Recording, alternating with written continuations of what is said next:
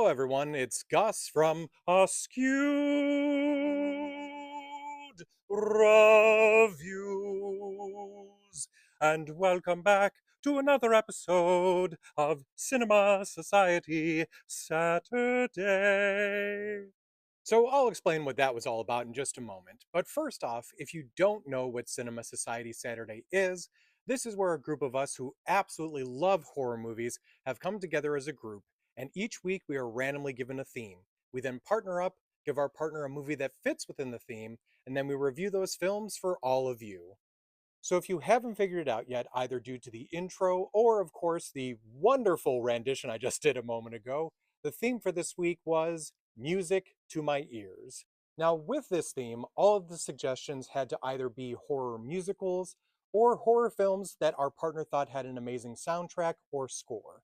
And speaking of partners, mine for this week is Jim the Horror Barber. Not the Sweeney Todd kind, well, at least I hope not, but in the fact that he is an actual barber. He owns his own shop called You Need a Barber Company. So if you have an opportunity to go and visit that shop, do so, get a haircut, and say hello to Jim. Now, for this week's theme, Jim gave me the movie of Demons from 1985, directed and co-written by Lamberto Bava. So, if you're a big fan of horror, you've probably heard of Demons before, and maybe even more than likely seen it. I, however, had heard about it for a very long time and never actually watched it, so I'm so glad that Jim finally gave me an opportunity to do so. Now, for those of you who have either seen this or at least know a good amount about this film, are at least aware that it does have an amazing soundtrack. So here's everyone that appears on the soundtrack: Billy Idol, Accept, Motley Crue, Rick Springfield, Pretty Maids, Go West, The Adventures, and Saxon. Now, some of these you may not recognize, but trust me, this is an amazing soundtrack. Also, it's not just the soundtrack that's a bop, it's also the score done by Claudio Simonetti. Alright, so let's get back to what the actual concept of this film is to see if this is something that you want to check out for yourselves. So the movie starts off with us meeting one of our main characters, Cheryl. Now, Cheryl just comes off of riding the subway when she's given a ticket, in a somewhat awkward fashion, but a ticket to a secret premiere of a movie. She then also asks for a second ticket as she and her friend Kathy are about to meet up. And once the two of them do, they decide to skip class to go and see this movie. Now, the movie theater that they end up going to is called the Metropole. And what's weird to anyone showing up here is no one was aware that this movie theater was here. Now, a pretty good amount of audience members do show up for this secret premiere, including two very cute boys, at least in Cheryl and Kathy's eyes, known as George and Ken.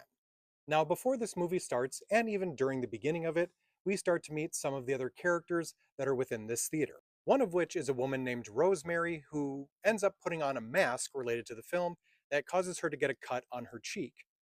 When she heads to the bathroom at one point to check on it as it just won't stop bleeding, she begins to have a bit of a change. The strangest part about this is that the change she's going through is very similar to what's happening in the movie that everyone else is watching. The movie that everyone is watching appears to be all about demons, and this is exactly what Rosemary turns into, and then she starts attacking everybody else.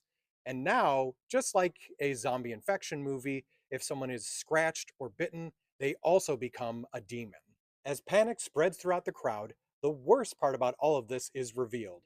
There does not seem to be any way to exit the building. So, with everyone running around and people slowly one by one being turned into demons, will anyone be able to escape out of this alive? As a heads up to everyone, this film is originally in a different language. However, though, and especially at least in the way that I watched it, it was dubbed in English. And there was only a couple of moments where you could kind of tell. Most of the time, the voices did seem to match the characters pretty well. Aside from the soundtrack, some other things that I really enjoyed about this film were: one, I like that it had a bit of an original concept. Two, the practical effects in this were really good in my opinion. Three, even though some of the acting wasn't all that great, I was still fully pulled into what was going on throughout the film. Now, as for some of the things that I wasn't as big of a fan of, first of all, I definitely have to mention the separate group that we go off on this really random tangent to follow that eventually becomes part of the story. I feel like you could have had them in the theater to begin with. I don't know. There was just something off about how they were introduced, and it just felt so like, were we supposed to know who these people are, or what is their connection to this? Second, the closer you get to the end of the film, the weirder things get. At some point, incredibly improbable.